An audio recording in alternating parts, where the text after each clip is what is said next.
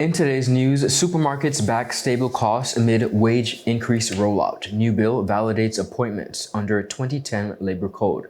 BVI sprinter clocks 23.0 seconds and in the 200 meter to earn a gold and $2,000 cash prize. The Honorable EILEENE L. Parsons OBE to be laid to rest on July 17th, 2025. We have the details of this and much more coming right up after a quick commercial break. Yo, everything good there? Aye. This thing got me one way, daddy. What you mean? Ever since I hook up with this thing, I can't eat, I can't sleep. This is the first thing I touch it when I reach home. What you really? Hey, this ain't like you, Dad, this thing got me staying home, keeping out of trouble me. Wow. What your name is? Shit. I talking about my CCT life. Don't worry about missing your favorite series, sports, news, and local programming.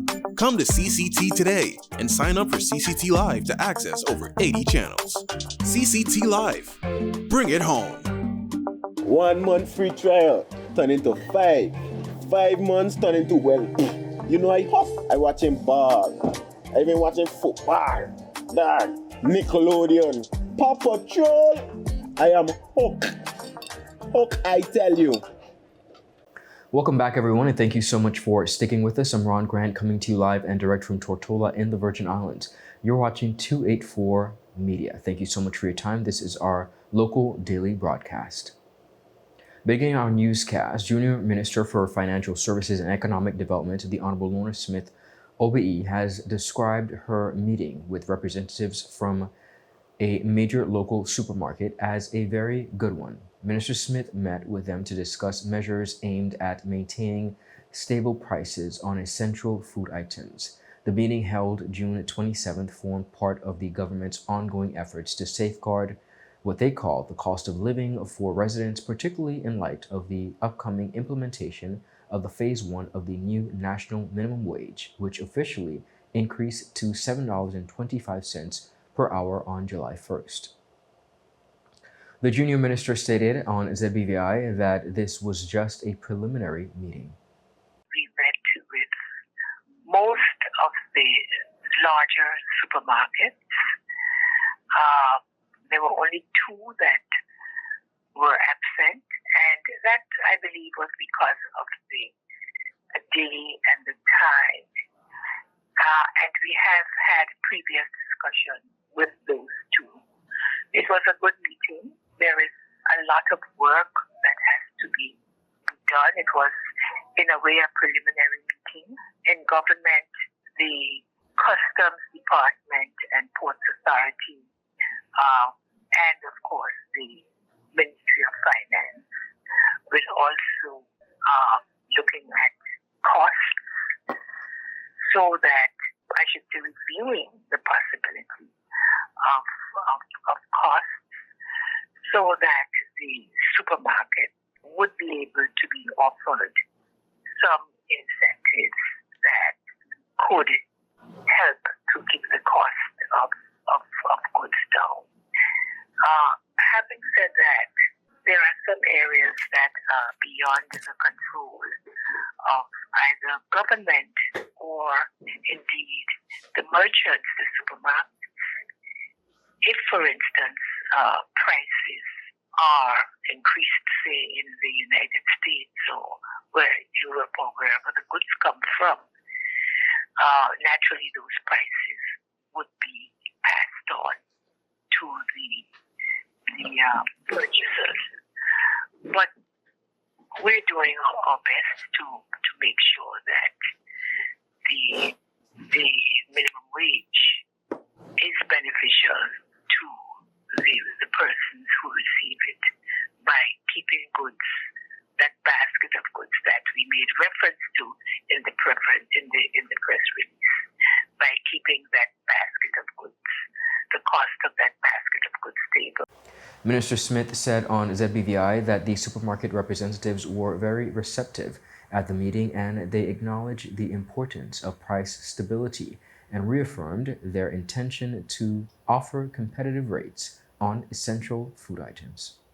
Certainly, they appreciate that, people have to to live, and they appreciate that there are the dynamics, especially outside the territory, that would cause a challenge, the cost of goods. They had a look at the basket, and they thought that it was reasonable.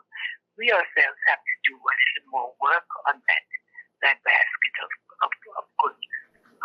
But it was a very good meeting, and we will continue. I should say also, it is the first of several meetings that we will be having with them.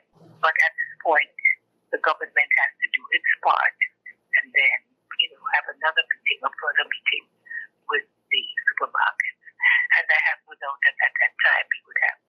The House of Assembly of the Virgin Islands has passed the Labor Code Bill 2025, which now makes provisions for the minister to appoint labor inspectors. In presenting the bill, Premier of the Virgin Islands, Dr. the Honorable Natalia D. Whitley, stated that the Labor Code grants labor inspectors significant authority, which includes entering workplaces and conducting examinations, issuing warnings as well as violations, and collaborating with the law enforcement agencies where necessary.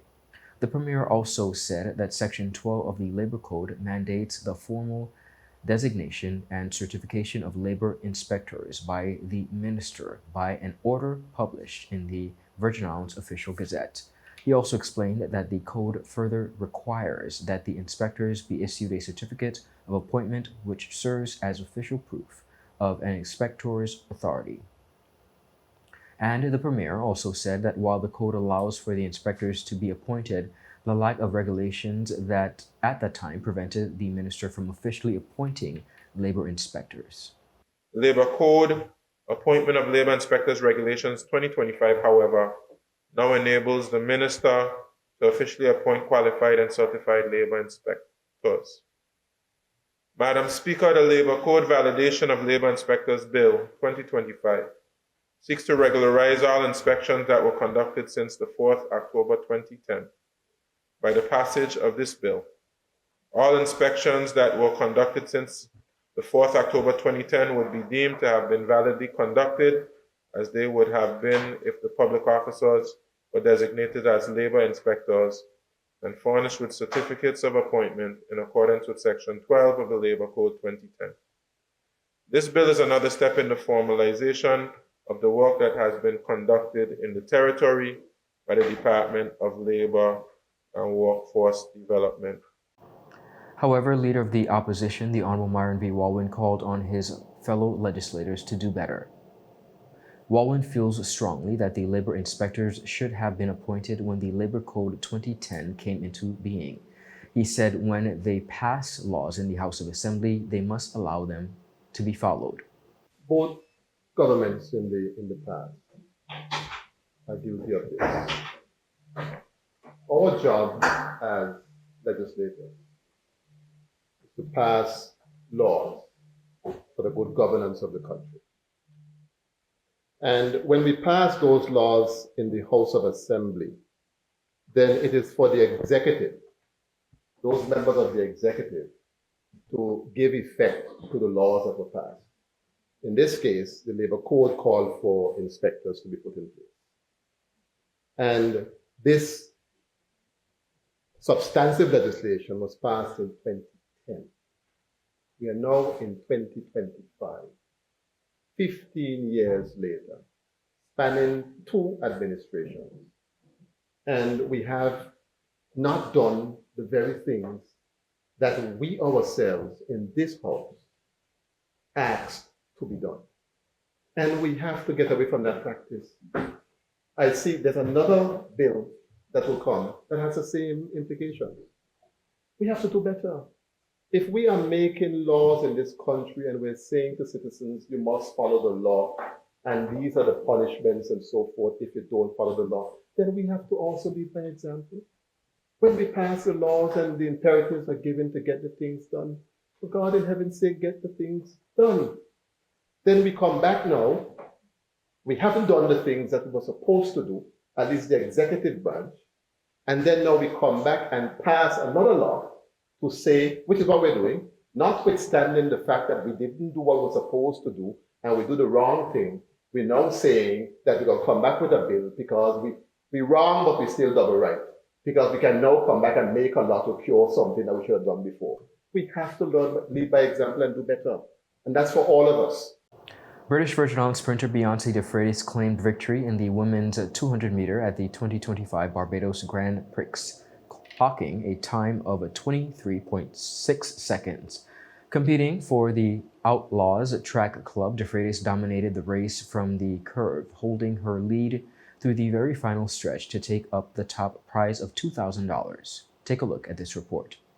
British Virgin Islands sprinter Beyonce de Freitas won the women's 200 meter at the 2025 Barbados Grand Prix, finishing in a time of 23:06 seconds while representing the Outlaws Track Club. The event was held at Barbados National Stadium as part of the NICARAGUA sanctioned Grand Prix series. De Freitas led the race from the curve and maintained her speed through the final stretch to secure the win. Her time earned her the top prize of $2,000, awarded during the post-race presentation on the infield. The Barbados Grand Prix Series featured athletes from across the region competing in sprints, hurdles, jumps, and distant events. De Freitas' performance stood out as one of the meet's top sprint results on the women's side. She was presented with a ceremonial winner check and a bouquet following the race. Her 23:06 finish adds to her consistent form during the 2025 season and continues her progression as a senior athlete on the regional circuit. De Freitas previously represented the British Virgin Islands at the Character Games,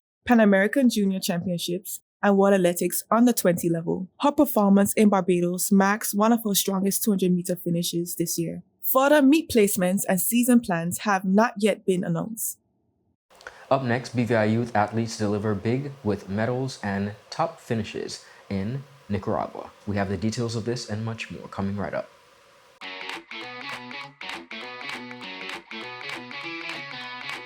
My name's Henry Bosch. I work for PPG. I'm here to explain to you the use of the Deltron NXT paint line and Enviro-based high performance, one being solvent-borne and the next being waterborne. The difference is that one is totally manufactured with rosins and thinners and all the good stuff that solvents bring versus our new technology, which is waterborne, which is 100% latex. What we're gonna do is that we reduce the solvent-borne with a DT885, which is a mid-temp reducer, and the waterborne uses T494, which is a waterborne reducer. We will today be using either DCU 2042, which is a speed clear, or we will be using DCU 2021, which is a classic. We have here our equipment. We have 8-ounce measuring cups, and we also have our 32-ounce mixing cup. We will also have with us our Venturi. This is a blower for us to dry the waterborne paint, which speeds up the process. The good thing about waterborne paint is that as soon as it evaporates, you're good to go. So now Gilligan will dilute the waterborne paint with the waterborne reducer. We made 8 ounces, that would be 1.6 ounce. It always has to be properly mixed until we get an even mixture within the paint mixing cup. So when we spray, we don't see uneven coats of color. So right now we're filling our paint gun with 8 ounces of diluted paint. We're gonna see how far 8 ounces will take us. Waterborne paint seems to look blotchy on your first coat. Don't pay no mind to that. Don't try to achieve full coverage on your first spray. Excellent. Let it dry. So the process in waterborne is 2 even coats, and then we have what we call a dust coat.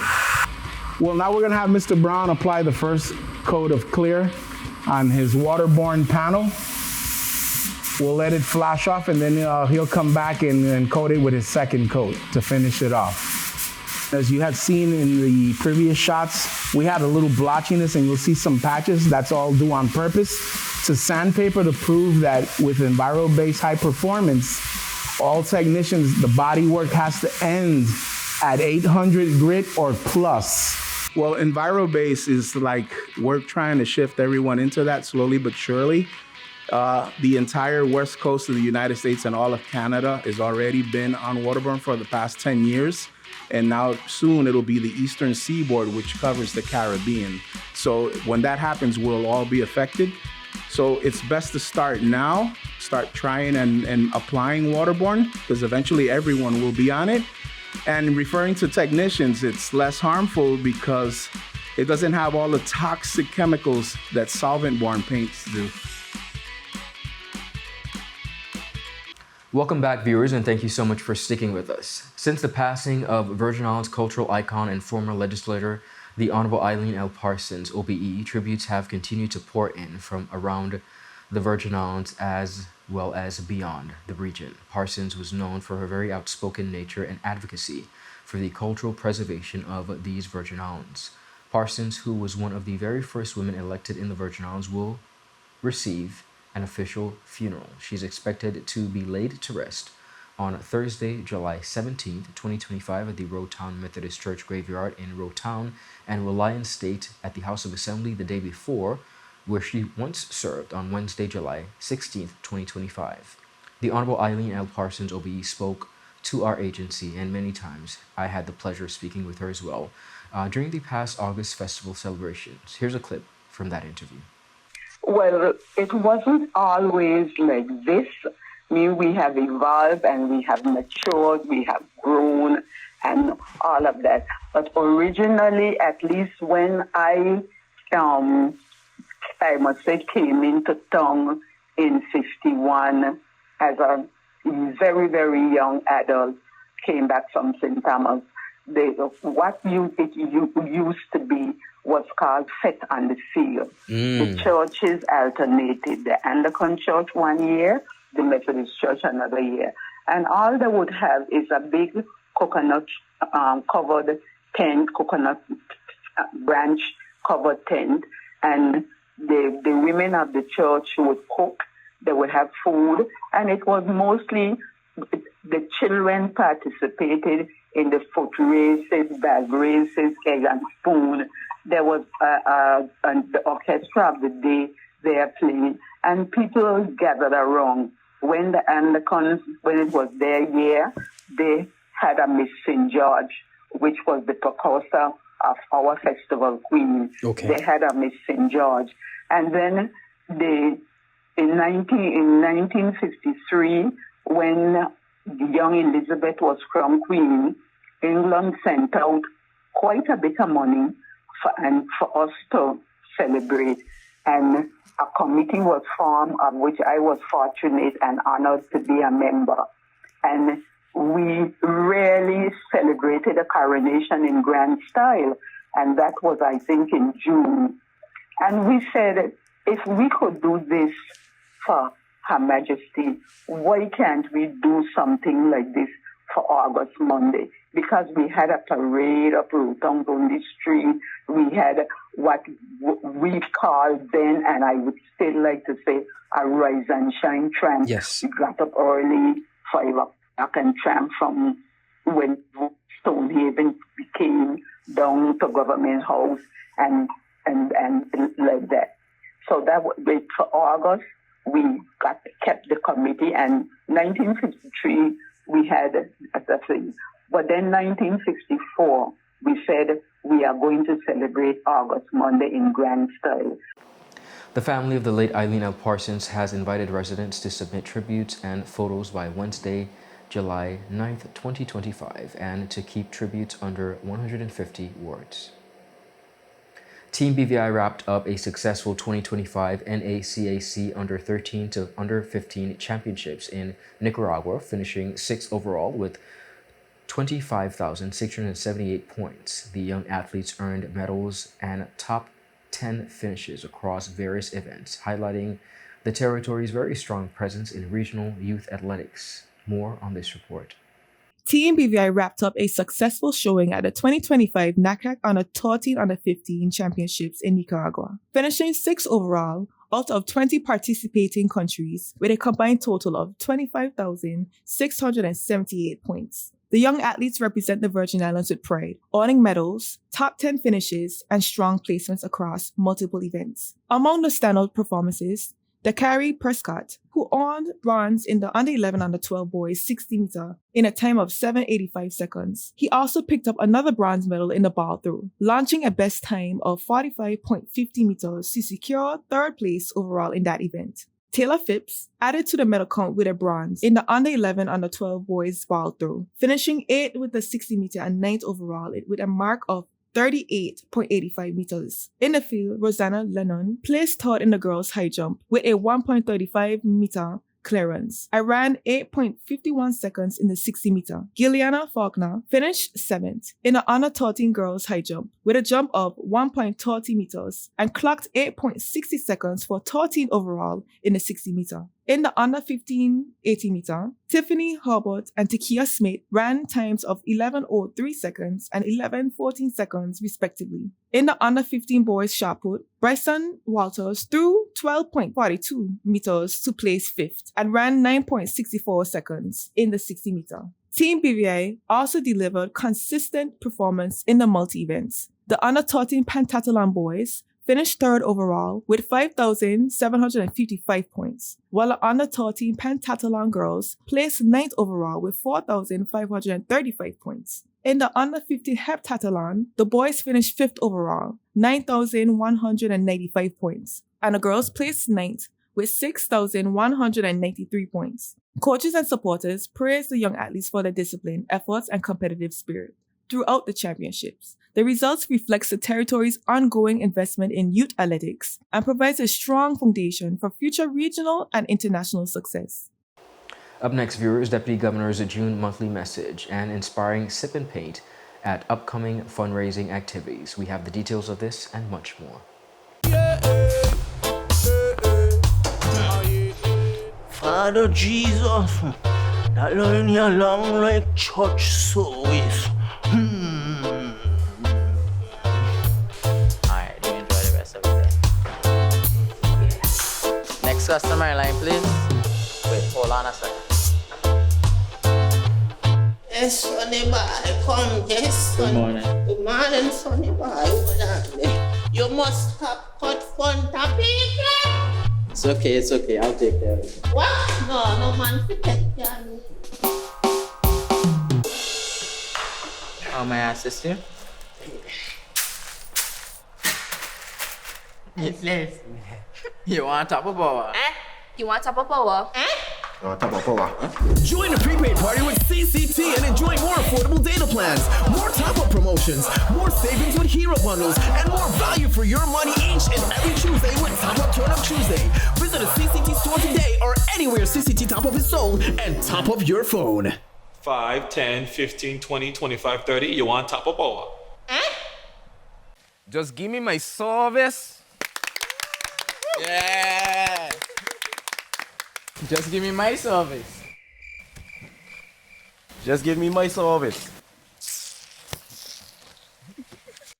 Make the switch to CCT and get connected today. Unlimited talk, text, and data. Visit any CCT store or call us at 444-4444. CCT, Life Unlimited.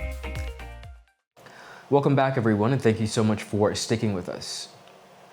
The Deputy Governor of the Virgin Islands, David D. Archer Jr., focused in on the public service mindset. Archer deemed one's mindset as an important asset for every public officer working as part of the mission to transform the public service and the Virgin Islands. Good day. My name is David D. Archer Jr. I am the Deputy Governor of the Virgin Islands. But I am your Deputy Governor of the Public Service. For this month's monthly message, to be very honest, I was not quite sure what I should talk about. But before I sat in my chair, I engaged with someone and I asked them about their job. And I said, "Do you like your job?" And they said, "Yes, I do." And I said, "What do you like about it? And what makes you good at it?" The answers allow me to transition into what I want to talk to you about, which is the public service mindset. First thing first, you have to have a passion about what you do. That passion might also feel like love. For me, it's been being able to help people achieve their goals, achieve their dreams. But fundamentally, it's really about how do we show up every single day? What do we do not for ourselves, or what do we do for others? What do we do to create smiles, create hope, but ensure that every person that we touch, every person that demands of our service or attention, they feel as if we want to help them. So what is the public service mindset? It is deeply rooted in passion, in love, in commitment, not for the work, but for what the work allows you to do, to help people, to make the BVI better, to make the person, young or old, who might travel from Jos Van Dyke or Virgin Gorda, who walk into your doors, feel warm and welcome.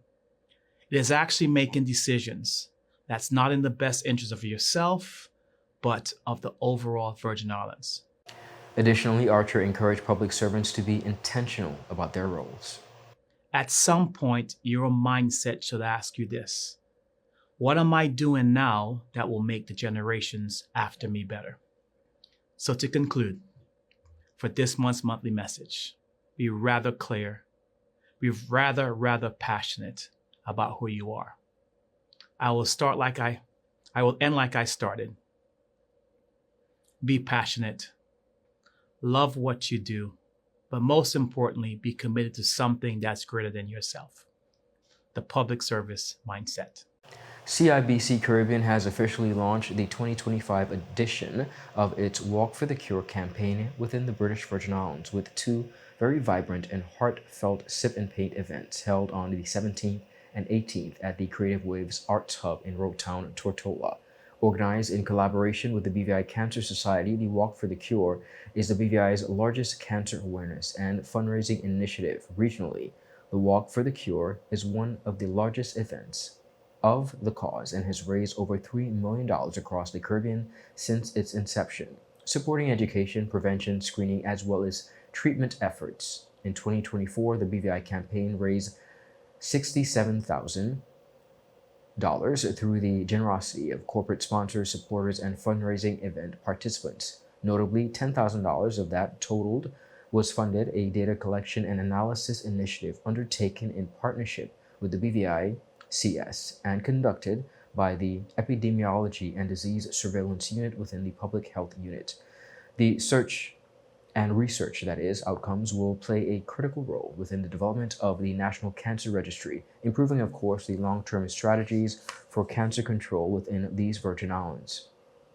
With an ongoing goal of $75,000 for 2025, the campaign launched in June of this month with two art-centered evenings of creativity and community, guided by a featured artist, Desiree Smith, and via Donovan Hodge. Sip and Paint guests connect through art while supporting the cause.